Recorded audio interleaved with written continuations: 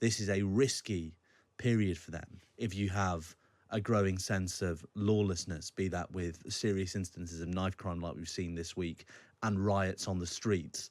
And the risk politically is that they could well cede ground to people like Nigel Farage, to a Conservative leader who had a tougher line on law and order, as they heard at Cabinet. In all of these marginal seats, you have a quarter of Labour voters who switched from the Conservative Party, and the Tories are running them second. So it won't take a lot for that to switch back, was what the Cabinet were told on Monday.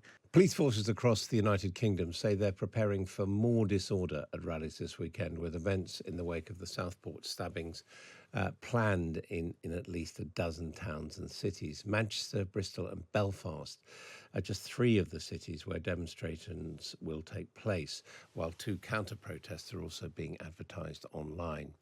The Prime Minister, Keir Starmer, says that he will not allow the far right to coordinate a summer of rioting. He yesterday announced a new approach to policing violent disorder. He also laid out a plan to improve cooperation between forces and advance the use of facial recognition software and impose more criminal behaviour orders. Donna Jones, the chair of the Association of Police and Crime Commissioners, told Times Radio this can be done using current police powers. All of the things he's mentioned are already possible for police forces to do. All of the legislation and processes are already in place. But I think what he's trying to do is to pull that together in a central programme to say, I really want you to get on top of this so that we don't have, mass violent breakout across the summer period. And I think that's what he's concerned about.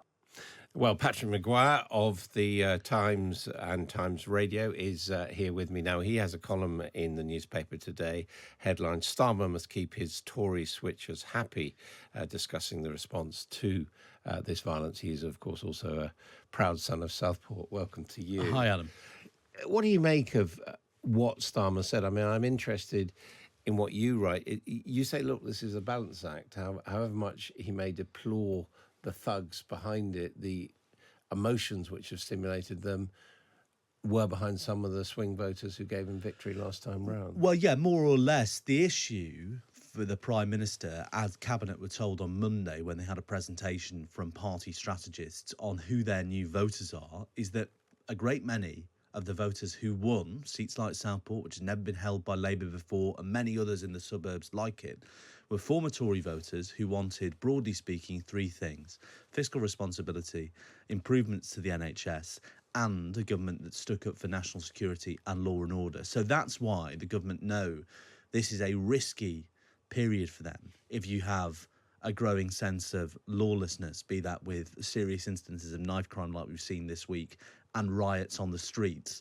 And the risk politically is that they could well cede ground to people like Nigel Farage, to a Conservative leader who had a tougher line on law and order, as they heard at Cabinet. In all of these marginal seats, you have a quarter of Labour voters who switched from the Conservative Party, and the Tories are running them second. So it won't take a lot for that to switch back, was what the Cabinet were told on Monday.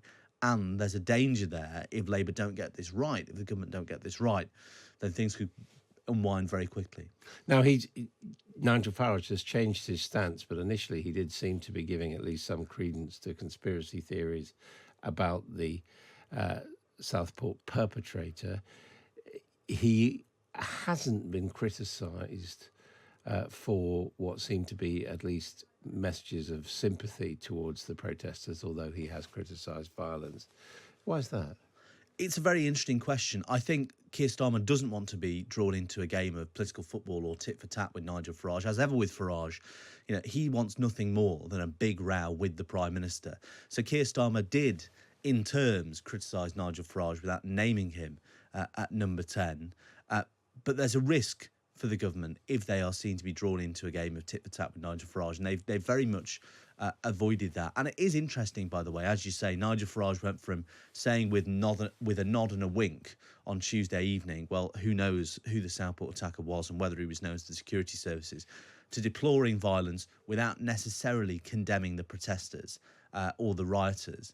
And that goes to show that Farage's own approach to this, is changing. It does differ, And you have others in Reform UK, like Richard Tice, straightforwardly condemning the violence and saying there was no place for it. Very much not the tone Nigel Farage is saying. So you can see Farage is, despite the stridency of his rhetoric as ever, his own political context is a bit dicier than we might expect. Now, immigration has become a big issue for Nigel Farage. And just had one message in asking, are all working class people who complain about the high levels of immigration simply far-right thugs? Do Muslims support free speech, especially around the issue of blasphemy, misogyny and homophobia? Now, this does put the Prime Minister in a bit of a quandary, doesn't he? How he deals with the whole worries which people have about immigration. Well, that's what Yvette Cooper, the Home Secretary, said at Cabinet on Monday when they were talking about how they delivered for their new voters and what would keep them on side. What the Home Secretary said was, we need to show action on small boats very, very quickly. And I think there is an awareness that there's you're talking about a whole range of issues here. This sort of, national and very broad-based sense that the last government failed on migration and something needs to be done. This sense of unease about crime. You have the very specific issue of where these rioters are coming from. Looking at the crowds and looking at social media among friends and family locally, I could see, we all knew local people who were out on that riot in Southport, even if clearly a majority of people were people who had come, like football hooligans, as the Prime Minister said, for a punch-up and maybe a bit of a booze-up. I think that was clear. So there is a big range of very difficult issues to deal with there. But I think there's an awareness at the very top of government that they need to do something on migration very, very quickly, and that's what the Home Secretary told Cabinet. Patrick Maguire of the Times and Times Radio, thank you very much indeed.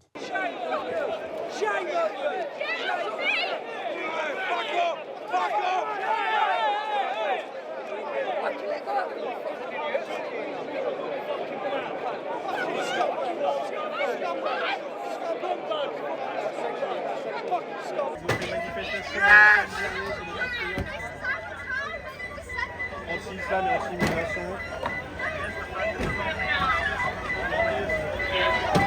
Et il y a beaucoup de monde, je dirais 2000 personnes environ. Derrière moi aussi.